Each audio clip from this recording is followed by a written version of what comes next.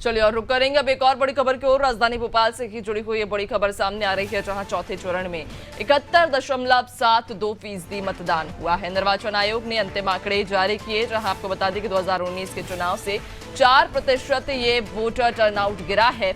2019 में इन 8 सीटों पर 75% मतदान हुआ था। जहां पिछड़े इलाकों में वोटर्स ने खुलकर मतदान किया, तो वहीं खरगोन में सबसे ज्यादा 75.79% मतदान हुआ है।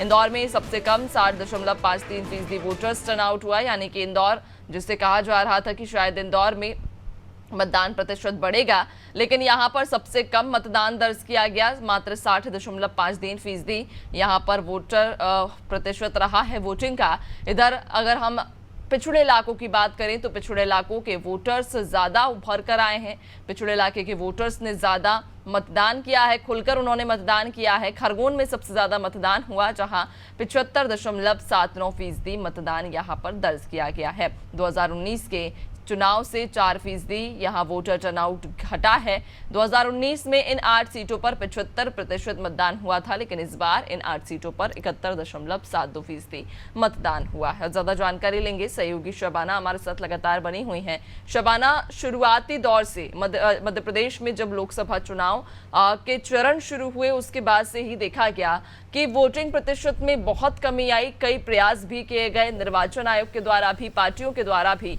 लेकिन वोटिंग प्रतिशत को नहीं बढ़ा पाए। चौथे चरण में भी कुछ इसी प्रकार की तस्वीर देखने को मिली, जहां पर पिछले लोकसभा के चुनाव के मुकाबले, यानी कि 2019 के मुकाबले 4% यहां का आंकड़ा गिरा है।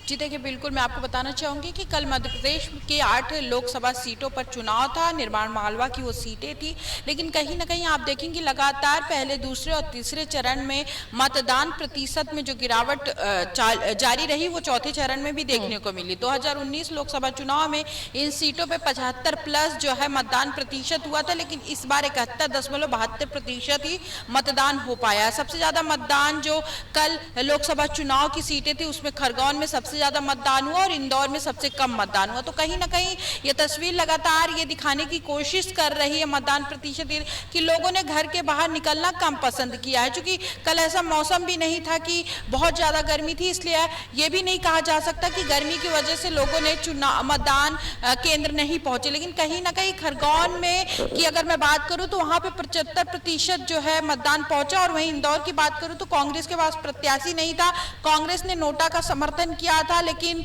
कहीं ना कहीं जो है यहाँ पर देखने को मिला मतदान प्रतिशत गिरा है। लेकिन भारतीय जनता पार्टी और एक तरफ कांग्रेस जीत का दावा कर रही है, वहीं दूसरी तरफ भारतीय जनता पार्टी भी जीत का दावा कर रही है। और कल प्रेस कॉन्फ्रेंस करके बीडी शर्मा मुख्यमंत्री ने ये दिखाया कि किस तरीके से वो मालवा निर्माण की जो सारी सीटें हैं वो जीतने की कोशिश करेंगे, और जीत भी रहे हैं। इतने कॉन्फिडेंस के साथ उन्होंने प्रेस कॉन्फ्रेंस की। और सबसे बड़ी बात ये देखने को मिलती कि किस तरीके से जो है लगातार निर्वाचन प्रशासन के लोग मतदान प्रतिशत बढ़ाने में काम कर रहे थे, बावजूद उसके भी जो है मतदान प्रतिशत में पिछले लोकसभा चुनाव की अपेक्षा 4% की गिरावट दर्ज की गई है। तो कहीं ना कहीं दोनों ही पार्टियां इस चीज का जो है जायजा लेंगी, बातचीत करेंगी अपनी कार्यकर्ताओं से, और क्या कहाँ कमी रह गई थी, ये सारी चीजें देखने की कोशिश करेंगे। और अगर मैं आपको बताऊं, जिला प्रशासन ने कई तरीके का स्कीम भी लाया था, बावजूद इसके भी अगर मतदान प्रतिशत में गिरावट हो रही तो कहीं ना कहीं प्रशासन और निर्वाचन को भी ये चीज जहन में आनी चाहिए और इसको लेकर पूरी रणनीति बनाना चाहिए। तो कहीं ना कहीं लोग घर से बाहर निकले और मतदान करें। हालांकि मध्य प्रदेश में मतदान तो समाप्त हो गया है, 4 जून को रिजल्ट आएंगे, लेकिन ये आने वाले समय के लिए अगर मतदान प्रतिशत बढ़ाना तो कहीं ना कहीं दोनों ही पार्टियों को, इसके अलावा जिला प्रशासन और निर्वाचन को इस पूरी तरीके से ध्यान देना पड़ेगा।